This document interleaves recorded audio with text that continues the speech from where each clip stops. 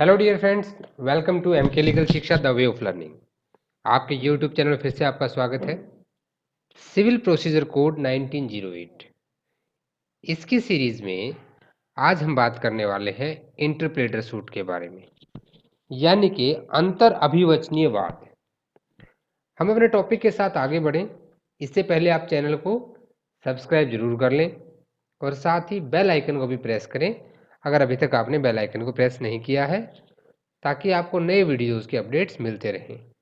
आज का हमारा टॉपिक है इंटरप्लेडर सूट, जिसको हिंदी में कहा जाता है अंतर अभिवचनीय वाद। इसका सीपीसी में कहाँ पे दिया गया है? सेक्शन 88 यानी कि धारा 88 में और ऑर्डर 35 आदेश 35 में इंटरप्लेडर सूट के बारे में बताया गया है। सेक्शन 88 बात करता है कि इंटरप्लेडर सूट कब फाइल किया जा सकता है और उसका प्रोसीजर क्या रहेगा, उसके बारे में बताया गया है आदेश में। अपने टॉपिक के साथ आगे बढ़ते हैं। पेन और पेपर अपना साथ में रखें, नोट्स बनाते हुए चलें और कोशिश करें कि आप वीडियो को हेडफोन लगाकर सुने, जिससे आपकी कंसंट्रेशन बनी रहे। तो आगे चलते हैं अपने टॉपिक के साथ। देखिए, इंटरप्लेडर सूट ये सीपीसी के अंदर सेक्शन 88 और ऑर्डर 35 में दिया गया है। इंटरप्लेडर सूट होता क्या है? Interpreter suit is a suit in which the real dispute is not between the plaintiff and defendant, but between the defendants only. देखिए, जनरली तो आपने देखा होगा कि जो किसी विवाद में जो झगड़ा होता है, जो कॉज ऑफ एक्शन अराइज होता है, वो होता है वादी और प्रतिवादी के बीच में, यानी कि प्लेंटिफ और डिफेंडेंट के बीच में। परंतु ये इंटरप्रेटर सूट एक ऐसा सूट होता है जहाँ पे जो डिस्प्यूट है वो डिस्प्यूट प्लेंटिफ और डिफेंडेंट के बीच में ना होकर दोनों डिफेंडेंट्स के बीच में होता है, ना कि प्लेंटिफ के साथ होता है। प्लेंटिफ का यहाँ पे सूट में कोई इंटरेस्ट ही नहीं रहता है। ठीक है, यहाँ लिखा है कि the plaintiff is not really interested in the subject matter of the suit. मुकदमे में जो सब्जेक्ट मैटर है उसमें उसका प्लेंटिफ का कोई रोल नहीं होता है, अदर देन दी जो उसके कॉस्ट, जो खर्चा आएगा अभी मुकदमे में, उसके अलावा। अब इसको एक छोटे से एग्जाम्पल से हम समझते हैं।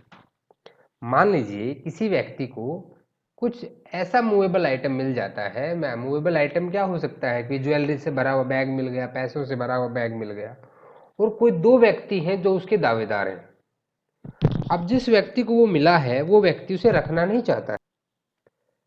मान लीजिए कोई व्यक्ति है ए, इसको एक बैग मिलता है जिसमें कि कुछ मूवेबल प्रॉपर्टी है, यानी कि आपके मनी भी हो सकते हैं, उसके अंदर आपका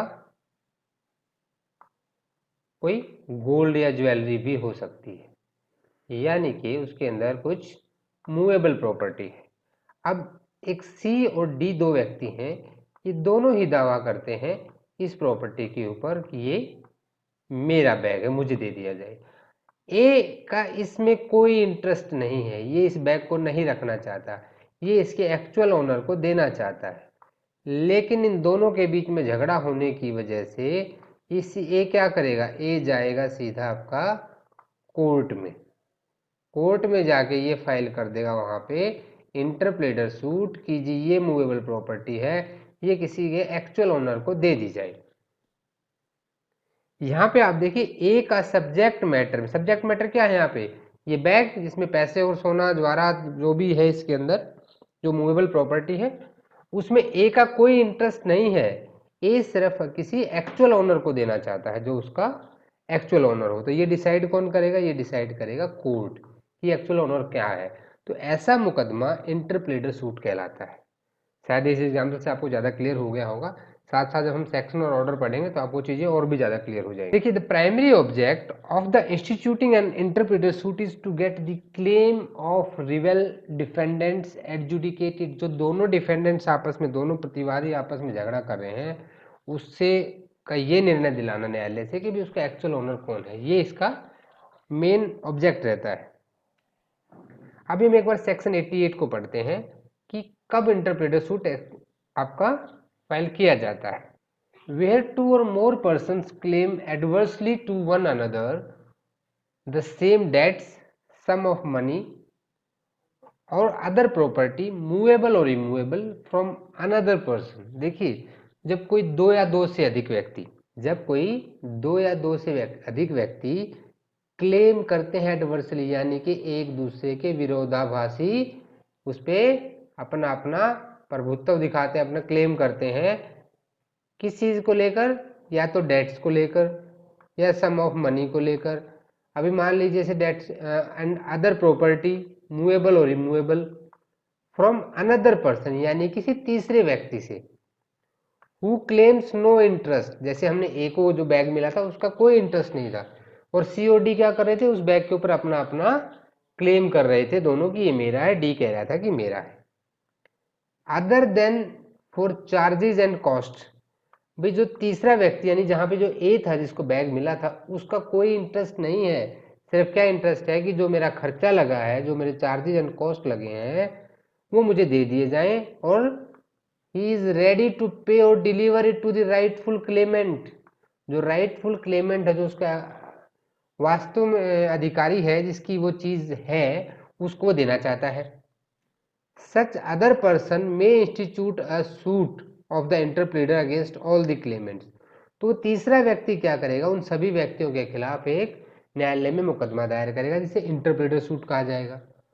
for the purpose of obtaining a decision as to person to whom payment और डिलीवरी शैल बी मेड, कि भी मैं किसको दूं, एक्चुअल ओनर कौन है, न्यायालय मुझे ये बताए, तो उसको इंटरप्लेडर सूट कहा जाता है।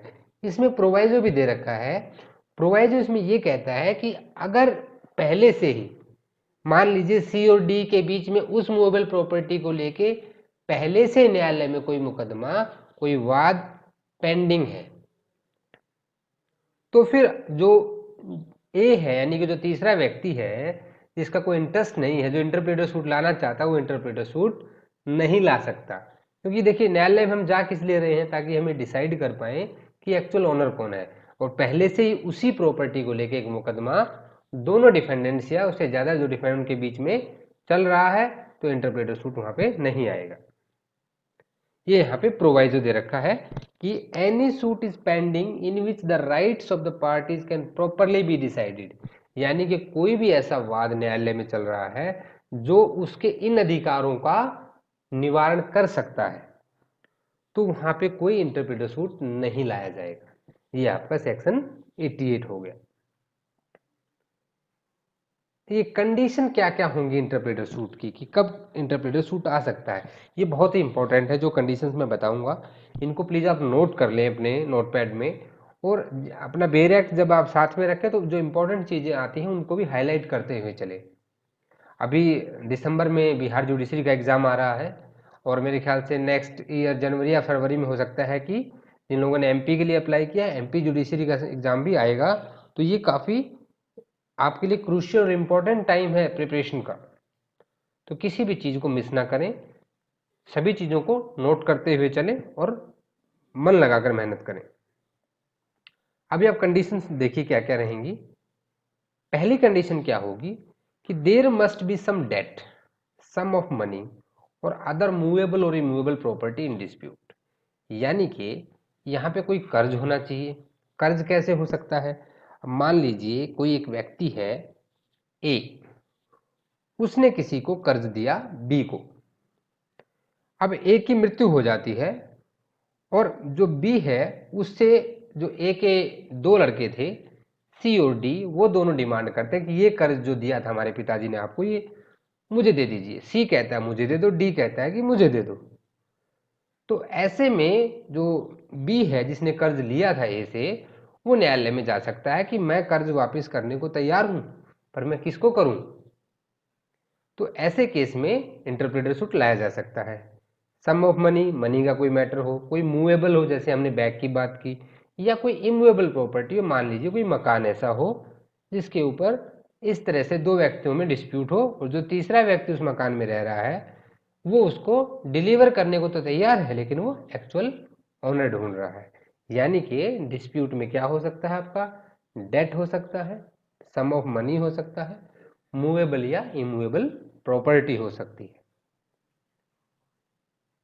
सेकंड कंडीशन यहां पे रहेगी कि जो वो प्रॉपर्टी इन डिस्प्यूट थी, ठीक है, that may be immovable, that may be movable, sum of money या सम डेट, कोई कर्ज था, तो वो दो या दो से अधिक व्यक्ति उस पर क्लेम भी करने चाहिए। जो हमने कंडीशन 1 में बात की, जो डिस्प्यूट है उसके ऊपर दो या दो से अधिक व्यक्ति क्लेमेंट भी होने चाहिए। जब क्लेमेंट होंगे तभी तो इंटरप्लीडर सूट जाएगा वहां पे। तीसरी कंडीशन यहाँ क्या पे है, the person from home the debt money और प्रॉपर्टी इज बीइंग क्लेम्ड, यानी कि उस तीसरे व्यक्ति की बात कर रहा है। जैसे कि हमने अभी एग्जांपल लिया था कि ए ने बी को डेट दिया था कुछ, या बी को कुछ पैसे दिए थे, और ए की मृत्यु के बाद उसके दोनों बेटे आपस में झगड़ा करते हैं बी से कि ये कर्ज तो मुझे दे दो, डी कहता है कि मुझे दे दो। तो जो व्यक्ति जिससे कर्ज लेना है, जिसको पैसे देने हैं, उसका और कोई इंटरेस्ट नहीं, उन पैसों को रखना नहीं चाहता, वो देना चाहता है। उसका उसमें और कोई इंटरेस्ट नहीं होना चाहिए उस प्रॉपर्टी में, सिवाय अपने चार्जेज या कॉस्ट के। अगर वो भाई इंटरप्रेटर शूट करता है तो उसको कोर्ट जाना पड़ेगा, उसका कुछ खर्चा पानी लगेगा, तो उसके अलावा उसको और कोई इंटरेस्ट नहीं होना चाहिए।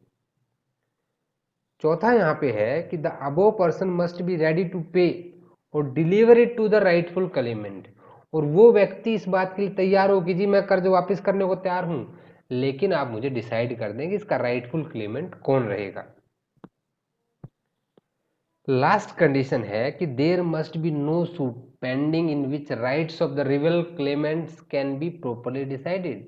ये हम प्रोवाइजो में जो बात कर चुके हैं वही कंडीशन है कि कोई भी ऐसा मुकदमा, एक ऐसा वाद किसी न्यायालय में पेंडिंग नहीं होना चाहिए जो पार्टीज के जिन चीजों के ऊपर उन दोनों में डिस्प्यूट है उसके अधिकारों का निवारण कर सके। तो ऐसा कोई सूट पेंडिंग नहीं होना चाहिए। ये पांचों कंडीशन बहुत इंपॉर्टेंट है इंटरप्लेडर सूट की, इनको नोट कर लें। अभी देखिए प्रोसीजर क्या होगा।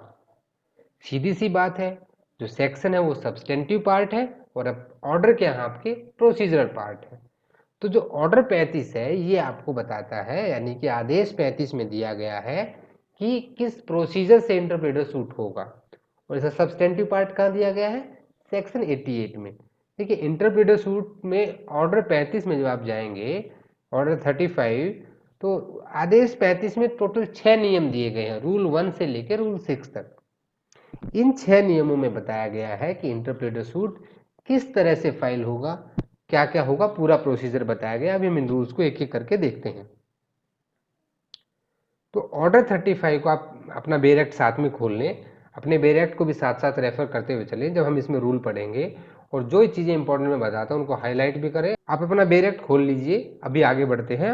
ऑर्डर 35 यानी कि आदेश 35 के नियमों को हम एक एक करके स्टडी करेंगे, साथ साथ आप अपना बेरेक्ट भी रेफर करते हुए चलिए।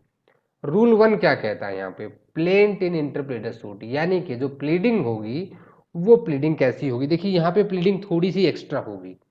थोड़ी सी एक्स्ट्रा का मतलब क्या होता है कि जब प्लेंट, अब नॉर्मली हम ऑर्डर 7 में प्लेंट के बारे में हमने पढ़ा था कि प्लेंट कैसे करते हैं, कैसे बनाया जाता है प्लेंट। यहाँ पे जो प्लेंटिफ है उसका इस वाद में, इस सूट में कोई इंटरेस्ट नहीं है, कोई इंटरेस्ट नहीं, तो उसको ये बात प्लीडिंग में बतानी होगी कि मेरा इसमें कोई इंटरेस्ट नहीं है। ये बात उसको वहां पे डिस्क्लोज करनी होगी। उसको ये भी डिस्क्लोज करना होगा कि प्रॉपर्टी क्या है और दोनों के बीच में डिस्प्यूट क्या है, और मैं राइटफुल क्लेमेंट को डिलीवर करना चाहता हूं, मेरी इंटेंशन है डिलीवर करने की, मेरा इस प्रॉपर्टी में कोई इंटरेस्ट नहीं है। ये सारी बातें उसको प्लीडिंग्स में बतानी होंगी। ऑर्डर 6 का रूल 1 जब आप पढ़ते हैं तो प्लीडिंग का मतलब होता है कि it includes plaint and written statement. आपका प्लेंट और रिटन स्टेटमेंट दोनों को ही प्लीडिंग बोला जाता है। ये आपके आदेश 6 के नियम 1 में बताया गया है। ऐसी चीज़ों को जब आप रेफर करते हैं तो साथ साथ आपको चीज़ें मेमोराइज भी हो जाती हैं कि कौन सी चीज़ कहाँ पे दी गई है, और आपको ये बहुत बेनिफिट देती है आपके एग्जाम में।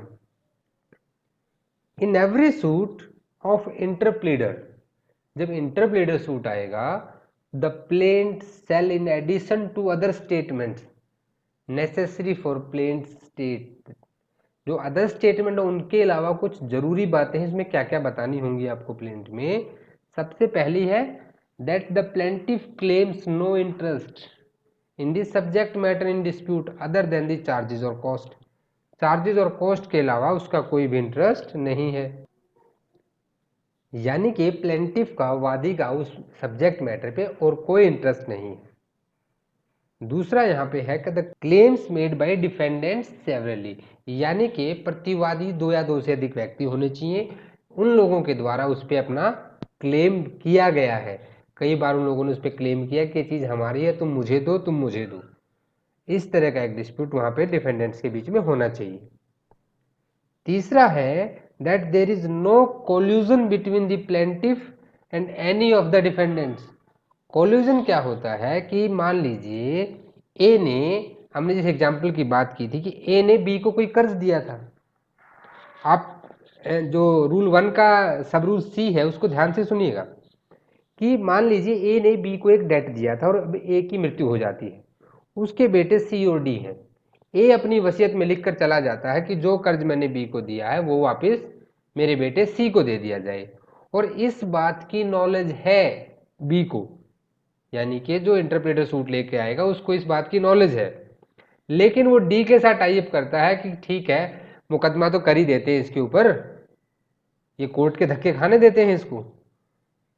तो उसको इस बात की नॉलेज नहीं होनी चाहिए। अगर उसको इसमें बताना होगा कि मुझे इस बात की कोई नॉलेज नहीं है कि एक्चुअल ओनर कौन है, किस तरह से है, मैं इस बात से अनभिज्ञ हूं, तो यहाँ पे उसका किसी भी डिफेंडेंट के साथ किसी तरह का भी कोई इस षड्यंत्र में वो इन्वॉल्व नहीं होना चाहिए। उसके पास कोई नॉलेज नहीं होनी चाहिए कि भाई एक्चुअल ओनर कौन है, वसीयत है, किसी चीज़ को बताया गया है, भाई कहीं पे ऐसा कोई रिटर्न चीज़ है जिससे उसको इस बात का संज्ञान हो कि ये जो मूवेबल या इमूवेबल प्रॉपर्टी है ये सो एंड सो व्यक्ति को बिलोंग करती है। तो इस तरह की कोई भी नॉलेज उसको नहीं होनी चाहिए। कोल्यूजन क्या होता है? कोल्यूजन होता है सांठगांठ। ठीक है, यानी कि प्लेंटिफ ही किसी दूसरे डिफेंडेंट से सांठगांठ नहीं होनी चाहिए कि इसको परेशान कर देते हैं ऐसा, तो उसकी कोई सांठगांठ नहीं होनी चाहिए वहां पे। ये आपने देखा कि उसकी प्लीडिंग में क्या क्या होगा। अभी रूल 2 पे चलते हैं, payment of thing claimed into the court. ये क्या कहता है कि मान लीजिए जिस भी प्रॉपर्टी को लेकर कोई डिस्प्यूट आया है, भैया आप इमूवेबल प्रॉपर्टी को तो कोर्ट लेके नहीं जा सकते, लेकिन अगर कोई मूवेबल प्रॉपर्टी है, कोई पैसों का लेन देन है, कोई कर्ज है, जैसे हम कर्ज की ही बात कर रहे थे उसी एग्जाम्पल को लेके चलते हैं, तो वो न्यायालय में जमा कर दिया जाएगा। और जमा होने के बाद अगर न्यायालय चाहे तो जो व्यक्ति उस इंटरप्रेटर सूट लेकर आया है जिसका कोई इंटरेस्ट नहीं था, उसे वो फ्री भी कर सकता है या उसको रख भी सकता है। या तो बोलेगा आपकी कोई ज़रूरत नहीं, आप जाइए, आप फ्री हो गए हैं, हम इनमें डिसाइड कर देंगे, तो दोनों डिफेंडेंट्स में से किसी एक को प्लेंटिफ बना दिया जाएगा और नॉर्मल सूट की तरह वो आगे प्रोसेस होगा। लेकिन अगर कोर्ट चाहे तो उसको रख भी सकता है और दोनों डिफेंडेंट में किसी एक को उसके साथ में प्लेंटिफ बना के सूट को आगे नॉर्मल चलाया जाएगा। बेयर एक्ट आपका कहता है कि where the thing claimed is capable of being paid into the court. इस लाइन पे ध्यान दीजिए, is capable of being paid, यानी कि इमूवेबल प्रॉपर्टी को तो आप कोर्ट नहीं ला सकते, यानी कि मूवेबल प्रॉपर्टी जो कोर्ट में दी जा सकती है, और placed in the custody of the court, the plaintiff may be required to so pay और place it before he can be entitle to any order in the suit. जैसे आपने हमने बिल्कुल स्टार्टिंग में जो एग्जांपल लिया था कि किसी व्यक्ति को कोई बैग मिल जाता है ए को, तो वहाँ पे वो क्या करेगा, उस बैग को कोर्ट में जमा करा देगा ताकि सी और डी में से ये कोर्ट डिसाइड कर पाए कि एक्चुअल ओनर सी है या डी है। यानी कि ये बैग जो था ज्वेलरी का, इसको कहाँ जमा करा दिया गया? कोर्ट में जमा करा दिया गया। ये आपका रूल 2 बात करता है। रूल 3 को देखते हैं अभी कि प्रोसीजर क्या होगा when defendant is sewing plaintiff, where any of the defendant is an interpleader suit is actually suing the plaintiff in respect of the subject matter of the suit। देखिए यहाँ पे हम इसको एग्जाम्पल से ही समझेंगे तो ज़्यादा आपको इजीली समझ में आएगा। एक बार इसका सिर्फ डायरेक्ट लैंग्वेज पढ़िए आप, where any of the defendant, जहाँ पे कोई भी डिफेंडेंट जो इंटरप्रेटर सूट में डिफेंडेंट है, is actually suing the plaintiff, उस प्लेंटिफ को जो इंटरप्रेटर सूट लेकर आया है उसी के खिलाफ कोई वाद लेकर आ जाता है in respect of the subject matter, उसी सब्जेक्ट मैटर पे जिसपे कि इंटरप्रेटर सूट आपका आया है। The court in which suit against the plaintiff is pending, जिस न्यायालय में प्लेंटिफ के खिलाफ ये डिफेंडेंट मुकदमा लेकर आया था, उसमें being inform by the court in which interpreter suit has been instituted, जिस न्यायालय में आपका इंटरप्रेटर सूट आएगा वो न्यायालय क्या करेगा, दूसरे न्यायालय को एक इंफॉर्मेशन देगा कि इसके खिलाफ एक इंटरप्रेटर सूट यहाँ चल रहा है, तो उस सूट के ऊपर आप स्टे लगा दीजिए। Stay the proceeding as against him and his costs in this suit, so state may be provided for in such suit, but if and in so far as they are not provided for in that suit, they may be added to his cost incurred in the interpreter suit, और जो उसके खर्चे हैं वहाँ पे वो interpreter suit में भी उसको दिलाए जा सकते हैं। देखिए इसको एक छोटे से एग्जांपल से समझते हैं। हमने बात की थी कि कोई ए है, एक व्यक्ति था ए, इसने क्या किया, इसने किसी व्यक्ति को बी को कर्ज दे दिया और ए जो है इसकी मृत्यु हो जाती है। अब इसके दो बेटे हैं, ए के सी और डी। अब ये बी किसको कर्ज देगा, सी इसको कहता है कि तुम मुझे दो, डी कहता है कि तुम मुझे दो। अब बी जो सी है ये दोनों कौन रहेंगे, अगर ये इंटरप्रेटर सूट लाता है तो दोनों डिपेंडेंट रहेंगे।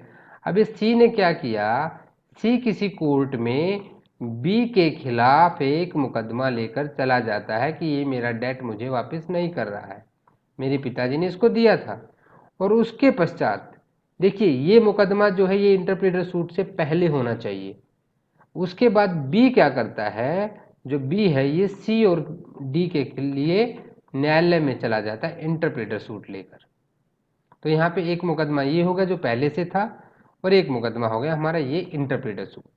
जब इंटरप्रेटर सूट जाएगा ये वाला, तो ये वाली कोर्ट क्या करेगी, ये कोर्ट इस कोर्ट को इन्फॉर्म करेगी कि ये इंटरप्रेटर सूट आ गया है इस चीज़ का, इसको आप स्टे लगा दो इस मुकदमे पे। ये आपका रूल 3 कहता है। आई थिंक इस एग्जाम्पल से आपको चीज़ बहुत अच्छे से क्लियर हो गई होगी। अभी रूल 4 देखते हैं, प्रोसीजर एट फर्स्ट हियरिंग। पहली हियरिंग पे क्या प्रोसीजर रहेगा। At the first hearing the court में क्या क्या कोर्ट डिक्लेयर कर सकता है। देखिए हम पहले भी बात कर चुके हैं कि वो प्लेंटिफ को डिस्चार्ज कर सकता है, मुक्त कर सकता है, फ्री कर सकता है। कोर्ट क्या कर सकता है पहली हियरिंग पे ही कि भाई प्लेंटिफ को बोलेगा कि ठीक है आप मुकदमा लेकर आ गए, आपने अपनी जो प्रॉपर्टी थी वो कोर्ट में जमा करा दी, मूवेबल प्रॉपर्टी, अब जो इसमें से इसका हकदार होगा हम उसको दे देंगे, आप जाइए, अब आपका कोई काम नहीं है। उसकी सारी लाइबिलिटी से उसको मुक्त कर देगा कि तुम्हारी कोई लाइबिलिटी नहीं है।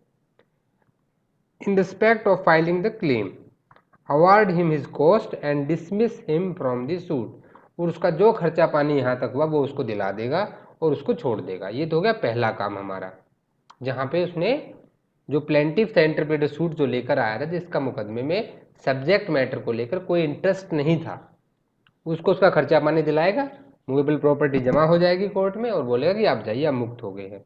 लेकिन अगर न्यायालय को लगता है कि न्याय के लिए या इस न्याय केस के निपटारे के लिए उसको रखना जरूरी है, ठीक है, तो उसे वो रख सकता है जब तक कि केस खत्म नहीं हो जाता। ये हो गया पहला काम। दूसरा काम क्या होगा कि जहां कोर्ट को ये लगता है कि एडमिशन ऑफ द पार्टीज और other evidence enable it to do so, it may adjudicate the title to the thing claimed. अगर कोर्ट को लगता है कि पार्टीज के एडमिशन से और जो दूसरे एविडेंस आए हैं उससे ये लग जाता है कि इसका एक्चुअल ऑनर कौन है पता लग रहा है टाइटल का, तो वो उसको दे सकता है। नेक्स्ट तीसरा यहाँ पे क्या रहेगा, where the admissions of the party do not enable the court so to adjudicate. जहाँ पार्टीज के एडमिशन से भी कोर्ट ये डिसाइड नहीं कर पाता है, कोई निर्णय नहीं दे पाता है, तो इट में डायरेक्ट दैट एन इशू और issues between the parties B framed and tried. भाई अभी इसके क्या कह रहे हैं, एक इशू फ्रेम कर दो कि इसका एक्चुअल ऑनर कौन है। ये इशू एक हो सकता है, एक से ज़्यादा भी हो सकते हैं इशूज। इशू फ्रेम करो और मुकदमे को आगे चलने दो। That any Clement may be made a plaintiff in leave और इन एडिशन। देख हम पहले भी इसकी बात कर चुके हैं कि अगर जो पहले प्लेंटिफ कौन था यहाँ पे, जो इंटरप्रेटर सूट लेकर आया, कोर्ट ने उसको क्या किया, उसको फ्री कर दिया सारी लाइबिलिटी से कि आप जाइए आप अपना खर्चा पानी लीजिए, इसको खर्चा पानी दो भाई तुम दोनों मिलके और इसको जाने दो। तो फिर क्या करेगा, किसी डिफेंडेंट में से एक को प्लेंटिफ बना देगा और नॉर्मल तौर पे मुकदमा चलेगा। या फिर अगर उसको रखता है तो भी किसी भी क्लेमेंट को, देखिए जो क्लेमेंट वही यहाँ इंटरप्रेटर सूट में डिफेंडेंट है, और उनको कोर्ट क्या करेगा, प्लेंटिफ बना देगा इन लीव और इन एडिशन, या तो जो व्यक्ति इंटरप्रेटर सूट लाया उसकी जगह पे या उसके साथ में addition to the original plaintiff. Original plaintiff कौन है, जिसका सब्जेक्ट मैटर में कोई इंटरेस्ट नहीं है, जो इंटरप्रेटर सूट लेकर आया है। And shall proceed to try that suit in the ordinary manner, और उसको नॉर्मल तौर पे मुकदमे को आगे चलने देगा। ये आपका रूल 4 था। अभी तक हमने बात की कि इंटरप्रेटर सूट होता क्या है और ये कैसे लाया जा सकता है। रूल 5 भाई ये भी तो पता होना चाहिए कि कौन नहीं ला सकता, रिस्ट्रिक्शन किस पे है। इसके लिए नियम 5 बनाया गया है कि जो एजेंट्स होते हैं और टेनेंट्स होते हैं ये इंटरप्रेटर सूट नहीं ला सकते। कैसे नहीं ला सकते, nothing in this order shall be deemed to enable agents to sue their principals or tenants to sue their landlords for the purpose of compelling them to interplead with any persons other than persons making claim through such principals or landlords। देखिए बहुत simple सी चीज है। मान लीजिए एक व्यक्ति ए है, उसने कुछ मूवेबल प्रॉपर्टी, कोई ज्वेलरी, पैसे, गोल्ड जो भी उसके पास था वो उसने बी को दे दिया। फिर एक व्यक्ति आ जाता है सी, जो क्लेम करता है ए के उसको कि ये मेरा है, मुझे दे दो। अगर वो उसका एजेंट के तौर पे उसको दे रखा है, क्योंकि ए ने उसको दिया है, उसको मिला नहीं है, वो ए ने उसको अपने एजेंट के तौर पे वो चीज दी है, तो वो जो ए है वही हकदार है उसको लेने का। वहां पे जो जिसको बी को दिया गया है वो इंटरप्रेटर सूट नहीं ला सकता।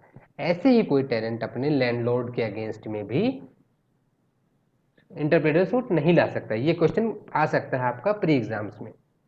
इसको एक एग्जाम्पल भी दिया गया है डायरेक्ट में कि A deposited a box of jewels with B as his agent. जो मैंने अभी बात की ये वही बात कर रहा है कि ए ने अपना एक ज्वेलरी का बक्सा बी के पास अपने एजेंट के तौर पे दे दिया है। सी ने क्या किया, सी बोल रहा है कि ये ज्वेल का बक्सा तो मेरा है और ए मुझसे छीन कर ले आया तो तुम्हें दे दिया है और ये तुम मुझे दे दो। तो बी जो है वहां पे इंटरप्रेटर सूट नहीं फाइल कर सकता है और सी में, लेकिन सी ए के खिलाफ न्यायालय में जा सकता है कि उसने मेरा रॉन्गफुल वे में मुझसे वो ज्वेल बॉक्स ले लिया है। वो दोनों आपस में कोर्ट जा सकते हैं, लेकिन यहाँ पे जो बी है, जो एजेंट है, वो कोर्ट में इंटरप्रेटर सूट लेके नहीं जा सकता।